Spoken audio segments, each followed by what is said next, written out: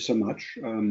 This is Wolfgang Feist speaking from the First Passive House in Darmstadt. Thank you, Roger, for that introduction.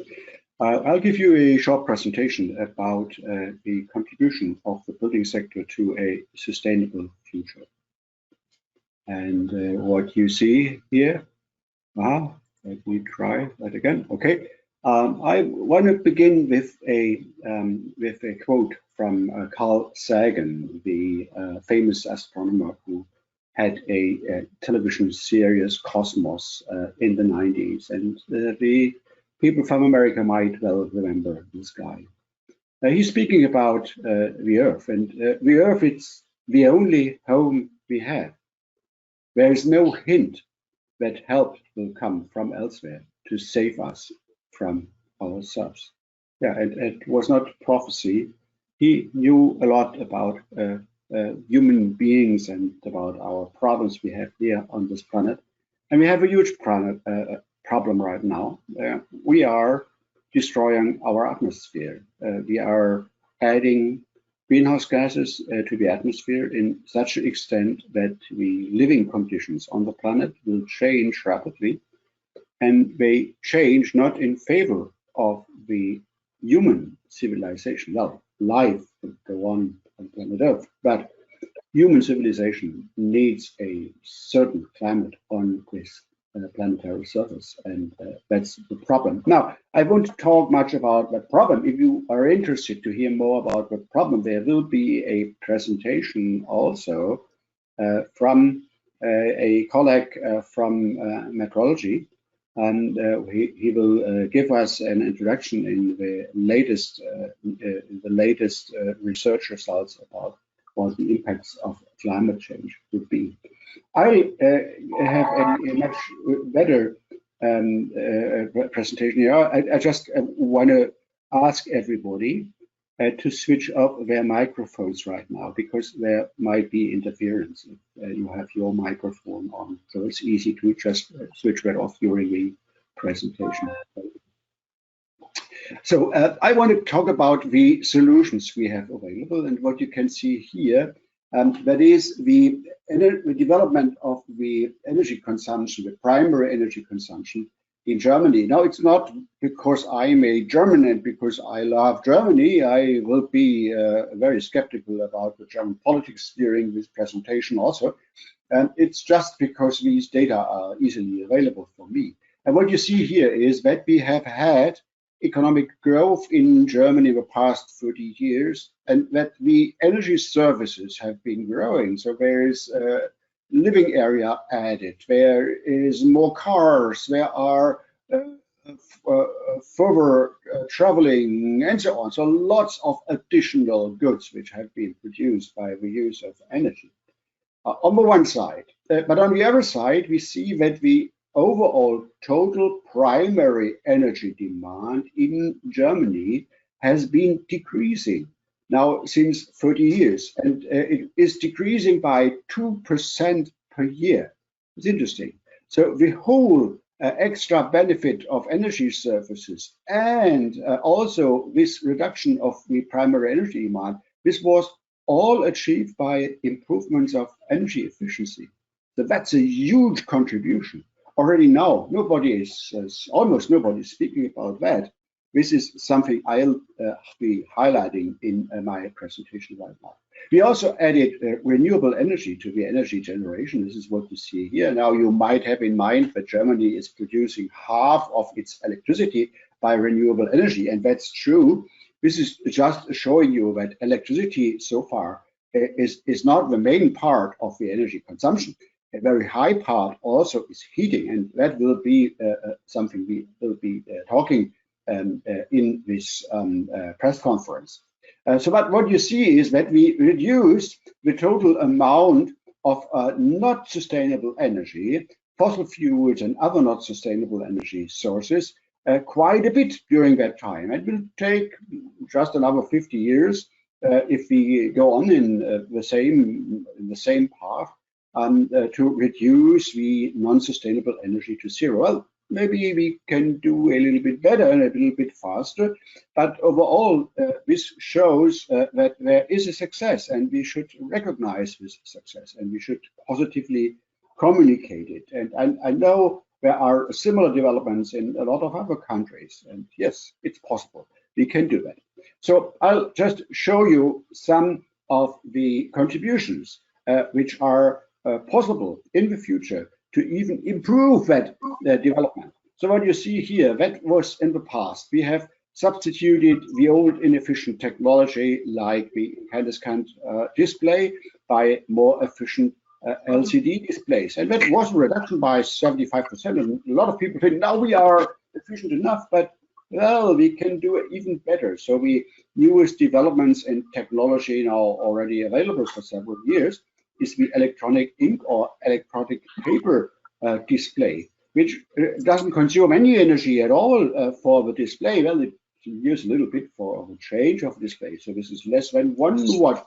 So another 95% reduction from where we are now. So at the end, that will be a negligible consumption for displays. And this is just one example of this developments of a very high energy efficiency. The same thing, and that's where the Passive House Institute is has its core competence in, can be done within energy in buildings. So the most important energy consumption in buildings is the heating.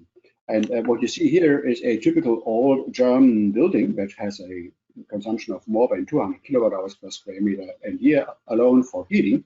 The heating makes up more than 30% of the total energy demand in Germany and about 40% in the whole European Union. So it's a very huge part. So what we have done with that building is there was a retrofit project.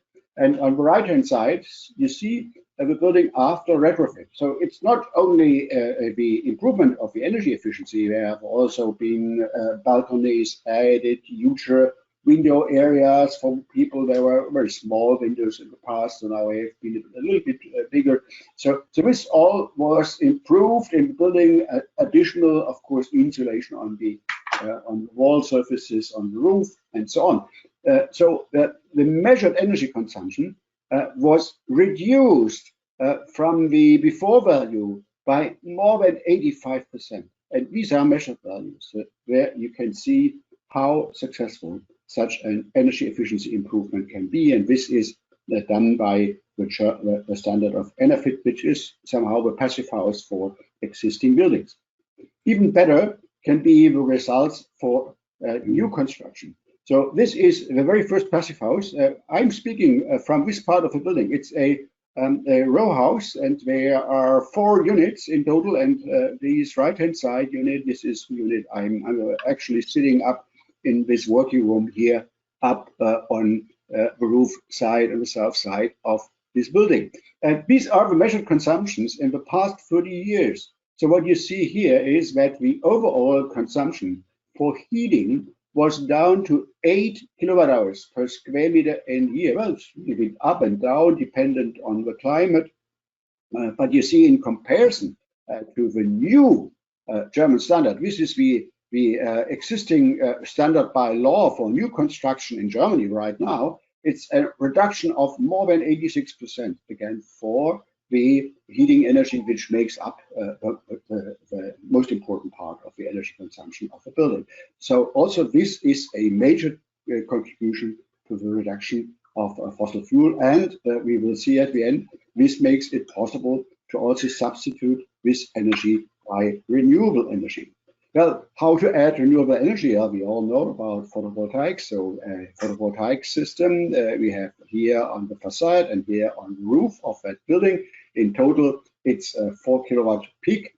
And here again, these are the measured energy consumption, complete energy consumption in that building for heating, 10 kilowatt hours per square meter a year. The demand for domestic hot water, that is the energy which was really consumed by hot water, about 11 kilowatt hours per square meter a year, and the electricity consumption for household electricity, that's for the computers and the light and so on, was also in the range of 11 kilowatt hours per square meter a year. So now let's look on the annual distribution of these consumption. What you see here, the green part, these are the household energy consumptions in this building from month January to month December. And these are the electricity consumption for preparing of the domestic hot water with the domestic hot water heat pump. You see it's quite low, and these both consumption, they are spread along the year almost at a similar level. But when you see the heating, this is the electricity needed for the heat pump for heating, and you see that is very much concentrating during the winter. Now I just add the energy which is produced by the photovoltaic panels, and this is the yellow part. These are this is the electricity generated by a photovoltaic panel, and you see it's concentrated during summer. So we have a lot of additional photovoltaic available during summer. We make that available through the grid. This is one reason why you need a electricity grid and connect to the grid. You can deliver that energy also for other people who might use it for their cars or might use it for industrial production. Now, if you are connected to the grid, you can also use wind power, which is distributed by the grid. And you see here, this will add quite a bit of energy during the winter, because the production of wind energy in Europe is a little bit higher in winter than in summer. But still, there is a gap of energy during the winter. And this gap is almost all the electricity we need for the heating. So there has to be additional energy generation. This is a plus energy, a net zero energy building, even plus energy building, because we generate much more renewable energy than we need. But there is still a remaining demand during the winter, which we will have at the end to fill in with seasonal storage. And seasonal storage is a quite expensive thing. I won't talk too much about seasonal storage, but I'll tell you that that's something we want to avoid as good as possible, because it's extraordinarily expensive. But if the consumption is so low as it's shown here, it's possible to generate that. Now, there is another part of the energy which is being consumed by the construction sector. This is the upfront energy used to build these buildings. And we can improve that also. So if we build by sustainable materials, which are available in a huge amount. We have a lot of straw, for example, which can be used for insulation material. This is an example of a passive house construction detail, which is certified, which can be used to build passive houses completely from sustainable materials. And so we can reduce in this way also the energy needed for the construction of the building, which makes up about 25 to 30% of the overall energy which is needed for a passive house. A passive house, the heating is so much reduced that it's almost negligible. But in an ordinary building, of course, you have much more consumption for these occupational use, and that's the very first step we have to go. Now, it's not only that a passive house saves energy, it's also saving a lot of money. So the savings in energy, that's about 45 kilowatt hours per square meter each year. But the extra investment in Germany is in the range of 83 euro per square meter. That's only the additional investment for passive house. So some buildings are even less expensive, and of course there is no upper limit, because you always can add costs in a construction process. But this is the average value, and so this is not only affordable, it's also worth it. So you will have much lower total costs, lower total life cycle costs using the passive house approach in Europe at this time, after a quite steep learning curve we have had introducing these standards.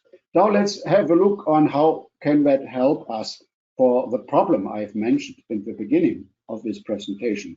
And that is, if we have the business as usual development, that would be the red line in the emission of carbon dioxide equivalent to the planet's atmosphere. It's almost straight line. It's also quite interesting. I'm not going to analyze that right now, but that's it. This is the overall planetary growth in GDP. If that would go on like it has been in the past, it would be quite a challenge. But if we reduce that growth, say from 2040 a little bit, you see that the additional efficiency we just add normally every year in the business as usual. This is our business as usual efficiency. We can stabilize the overall primary energy demand on the planet. But that's not enough, of course, because we have to reduce the fossil energy use. So the additional efficiency, that's what I have been speaking about, the efficiency which comes from even improved efficiency standards, like the passive house, like the electronic ink screens, like the electric cars. If we add that to our portfolio, we can even reduce the primary energy demand. And now we can fill in renewable energy. Now this is a conservative approach. I just said that if we fill in renewable energy at the same rate as we have been developing non-sustainable energy in the past. So we have built power stations, we have built additional oil drills, and so on and so on. So if we add in the same velocity these renewable energy sources, we can reduce, you see on both sides, this amount of non-renewable energy, so that at the end we will almost fulfill the goals for the reduction of the greenhouse gases in the atmosphere. So it's possible. Now, what are the components of this development? Well, the Passive House Institute is engaging in a lot of activities to make that transformation possible. And what you see here is one of these activities. This is an exponential growth. And there are not many developments on this world where you can enjoy having an exponential development, and this is one of them. This is the development of Passive House suitable components, certified components. These are windows, insulation structures, thermal bridge-free construction, air tightness products, and ventilation systems with heat recovery. All these things you need to improve energy efficiency in buildings in a very strong way. And so this has been increasing all the time. So the Passive House Institute is giving advice to the industry to introduce these kinds of products, to make them available. So this is selling efficiency to the customers, to the whole sector, in order to build these incredibly energy efficient buildings. The Passive House not only saves energy, but it also guarantees you optimal comfort, because the surfaces are warm during the winter and they will be cooler during summer. You will have healthy indoor air quality, which is quite important, as we have seen in the corona crisis right now. And we can speak about that later on, why improved ventilation is a good idea for hygiene in ventilation. We have reduced total cost, as I have shown you. It's definitely a solution for climate protection. It's sustainable growth, which is possible here in this development. And what I think is even more important in a time of crisis like we have now, it's creating employment, but not just some employment, but it's a employment with a lot of participation and understanding by the employees. So you can understand what you are doing here. And so there is a good participation in that development. So these are win elements, win to the power 6 by using the energy efficient, the highly energy efficient developments. So there are lots of examples which have already been built to Passive House standard worldwide. I'm not talking about all of these. These are all certified Passive House buildings. So we are not speaking about a theoretical concept, not something which has only being demonstrated, or there are only a few examples. No, it's a lot of examples, 28,000 certified dwellings around the world and in all different architectural styles. So it's not something which is just being sold by a company or by an industry. It's a concept which can be used by everybody. It's free and open for everybody to use that concept. Just want to highlight two of these projects. This one I'll be talking in the next slide, and this one is a refurbishment project in Paris. So you see that there is a huge scale of different architectural approaches to reach this passive house efficiency. So this is a project in Philadelphia, near in the US, Pennsylvania. It's terraced houses in an affordable housing project in the US. So we have some guests in the US, so they know how difficult it is in the US to do something like that. It's been built by the occupants themselves, and it has to be really cheap and really easy to build to be able to realize such a kind of project. So I love that project very much. It shows that it's possible to introduce these highly energy efficient standards everywhere on the planet, even if you have to build it to a very low cost. That's possible. That is what's been shown here. Another project from Spain. This is in Bilbao, a residential tower, which is built to passive house standard. All these projects certified. I'm only talking about the certified projects here.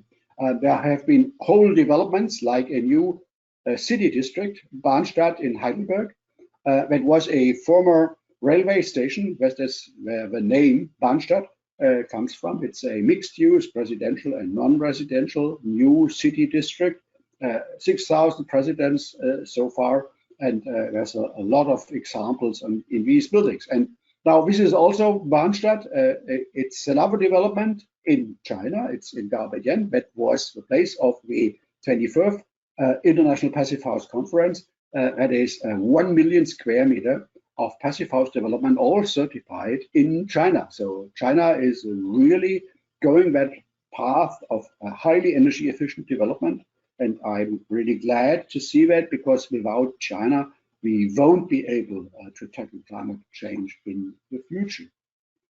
What are the other contributions the Passive House Institute gives? Well, we have a passive house training available, and you see in that map all the participants which have been taking place in that training all around the planet. So the concept is available everywhere. It's a method you can apply in every place. So it's not just a flown-in construction. It's not just a by helicopter placed building. No, it's a concept which can be realized by architects at any place on the planet. And in order to have the know-how, that's the only thing you need. We have these worldwide training programs where you can be a passive house designer or a passive house consultant. Also for tradesperson, this is available.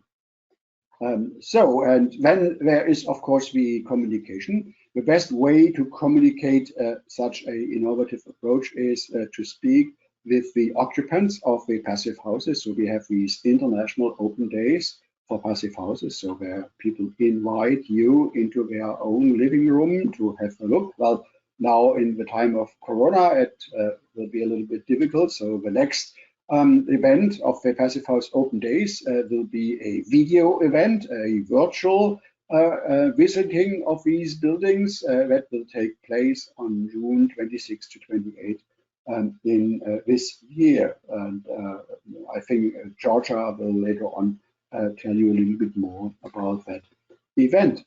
Then we have also a Passive House Architectural Award, which is open for architects. We want to emphasize that there can be quite good architectural quality using the Passive House approach. So there have already been 2 of these Passive House Architectural Awards, and the next one will be open up to 2021.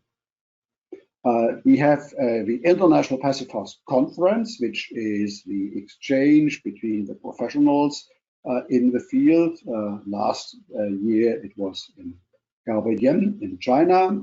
This year it will be in Berlin, and of course it will be a virtual conference right now, and there will be a lot of contributions from several parts around the world. We will have another press conference when we have the full concept for this quite new concept of a virtual conference. With my last slide, and the question was, can we still solve the climate crisis? And my answer is yes, we can. If we decide and if we act meaningfully, and if we act in accordance with this decision, which isn't always easy, I know. So I will close with another quote from Carl Sagan, where he says, well, to me, it underscores our responsibility to deal more kindly with one another and to preserve and cherish the pale blue dot, the only home we have. Thank you so much. Thank you, Professor Feist. We have a question from Jeff Colley.